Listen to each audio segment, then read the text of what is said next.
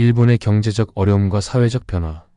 최근 일본에서 나타나는 여러 가지 이상한 현상들은 그들이 직면하고 있는 경제적 어려움과 사회적 변화의 복잡한 양상을 반영하고 있습니다. 특히 21세기에 태어난 아이들의 키가 점점 작아지는 경향은 많은 이들의 관심을 끌고 있습니다. 이 현상은 단순한 신체적 성장의 문제를 넘어 영양 섭취의 부족으로 연결되고 있다는 지적이 있습니다. 이는 일본의 경제적 문제와 밀접하게 연관되어 있으며 저체중아 출생의 원인으로 작용하고 있는 것으로 보입니다. 저체중아가 태어나는 주된 이유는 무엇보다도 제대로 된 영양 섭취를 하지 못하기 때문입니다. 현재 일본에서는 영양 섭취가 제한적인 상황이 지속되고 있으며 이러한 현상은 경제적 문제에 뿌리를 두고 있다는 분석이 지배적입니다. 일본의 전통 음식은 주로 탄수화물 위주로 구성되어 있고 다양한 재료가 사용되지 않는 경향이 있어 영양실조에 걸릴 위험이 높습니다. 이러한 영양 불균형은 아이들의 성장에 직접적인 영향을 미치고 궁극적으로는 국가의 미래에도 심각한 문제를 야기할 수 있습니다. 더욱이 일본 내에서는 과거와는 달리 절도 범죄가 증가하는 추세를 보이고 있습니다. 이러한 범죄의 중심에는 야미바이와 항구라는 새로운 형태의 범죄 조직이 자리 잡고 있습니다.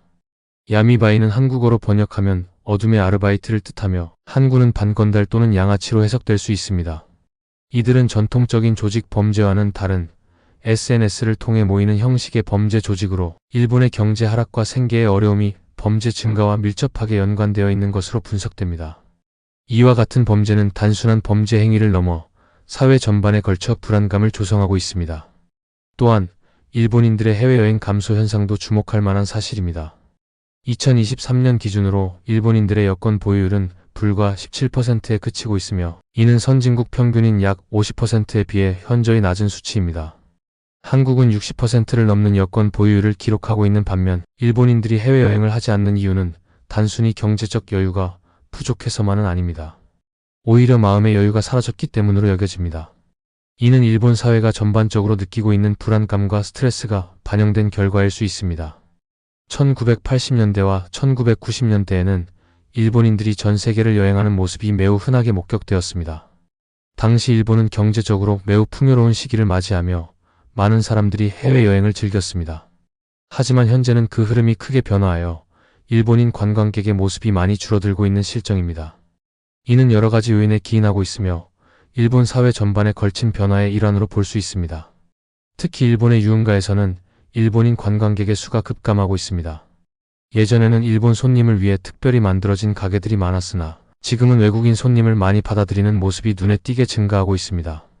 이는 일본의 경제 상황과도 관련이 깊은데 일본인들이 해외여행을 떠나는 대신 국내에서 소비를 줄이고 있다는 신호로 해석할 수 있습니다.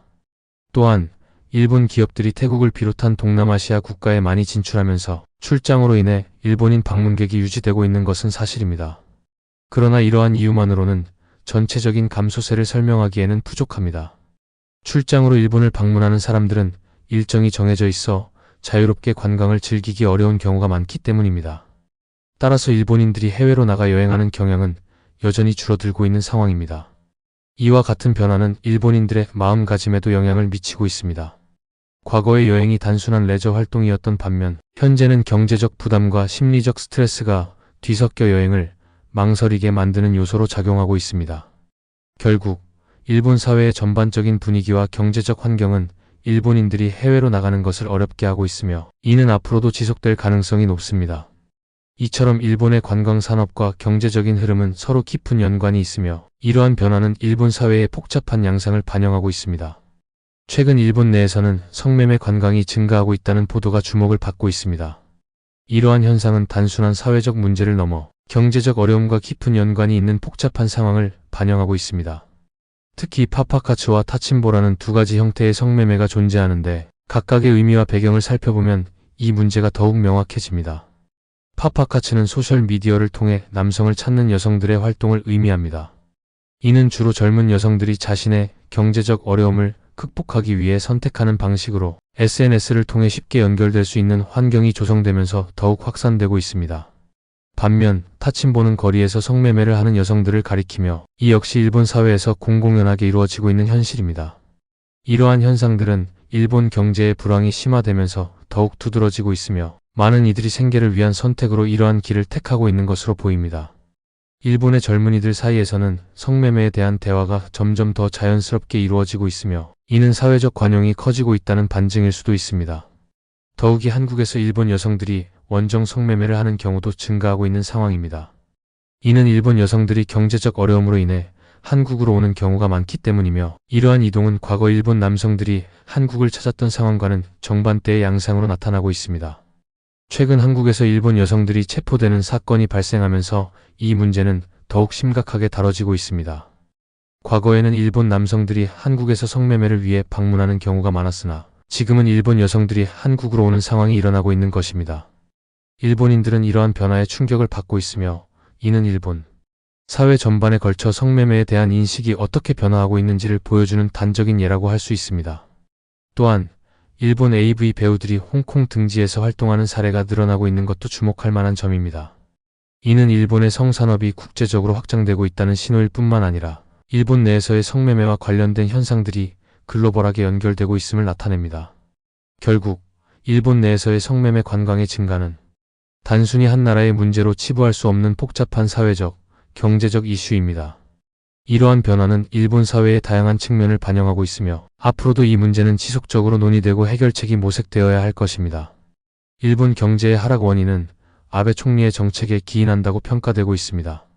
아베노믹스는 많은 전문가들에 의해 실패한 정책으로 여겨지며 그 결과로 나타난 엔저와 슈퍼 저성장은 일본 국민들에게 심각한 고통을 안겨주고 있습니다. 이러한 경제적 하락은 단순히 경제 문제에 그치지 않고 정치적 결정과도 밀접한 관련이 있다는 점에서 더욱 주목할 만합니다. 아베노믹스의 핵심 목표는 경제의 회복과 성장 촉진이었으나 실제로는 기대에 미치지 못한 성과를 거두었습니다. 이는 일본 사회 전반에 걸쳐 불만을 초래하며 특히 생활 수준이 저하된 많은 국민들에게는 더욱 깊은 상처로 남아 있습니다. 경제가 하락하는 과정에서 느끼는 고통은 단순히 수치상의 문제가 아니라 실질적인 삶의 질과도 직결되기 때문에 그 여파는 매우 큽니다. 또한 일본의 디지털화가 어렵다는 점도 큰 문제로 지적되고 있습니다. 마이넘버 카드의 도입은 디지털 사회로 나아가는 중요한 첫걸음으로 여겨졌으나 비리 문제로 인해 그 신뢰성이 크게 떨어지고 있는 상황입니다. 카드 리더기 설치 강제화가 이루어졌음에도 불구하고 현장에서의 효율성이 떨어지는 문제점이 지속적으로 제기되고 있습니다. 이러한 비리 문제는 일본의 디지털화 지연의 주요 원인으로 작용하고 있으며 일본인의 성향 또한 영향을 미치지만 비리 문제가 더 큰 원인으로 작용하고 있다는 분석이 지배적입니다. 일본 사회는 전통적으로 안정성과 신뢰성을 중시하는 경향이 강합니다. 그러나 이러한 가치관이 디지털화의 필요성을 간과하게 만들고 결국 변화에 대한 저항으로 이어지는 경우가 많습니다. 마이넘버 카드의 도입이 그러한 변화를 이끌어내기 위해 마련된 정책이었지만 비리 문제로 인해 국민들의 불신을 초래하면서 오히려 더 큰 혼란을 야기하고 있습니다. 결국 일본 경제의 하락과 디지털화의 지연은 서로 연결된 문제로 정치적 결정과 사회적 신뢰가 복합적으로 작용하고 있습니다. 이러한 복잡한 상황을 극복하기 위해서는 보다 투명하고 효율적인 정책이 필요하며 국민들의 신뢰를 회복하는 노력이 절실히 요구됩니다. 일본이 앞으로 나아가기 위해서는 이러한 문제들을 해결하는 것이 무엇보다 중요할 것입니다. 정부가 적극적인 정책을 펼친다면 일본의 디지털화가 가능할 것으로 보입니다. 한국의 성공적인 디지털화 사례를 벤치마킹하는 것이 매우 유익할 것입니다. 한국은 상대적으로 빠른 속도로 디지털 사회로 전환하고 있으며 이는 다양한 분야에서의 혁신과 효율성을 가져다 주었습니다. 그러나 일본은 현재 비효율적인 방향으로 나아가고 있어 문제 해결이 쉽지 않은 상황입니다. 결론적으로 일본과 한국은 여러 면에서 비슷한 점이 많지만 문제 해결 방식에서는 큰 차이를 보이고 있습니다. 한국은 문제가 발생하면 즉각적으로 행동에 나서는 경향이 있으며 이를 통해 신속하게 상황을 개선하려는 노력을 기울입니다.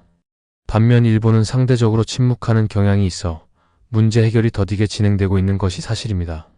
이러한 차이는 일본 사회의 전통적인 가치관과 문화적 특성과 깊은 연관이 있을 것으로 생각됩니다.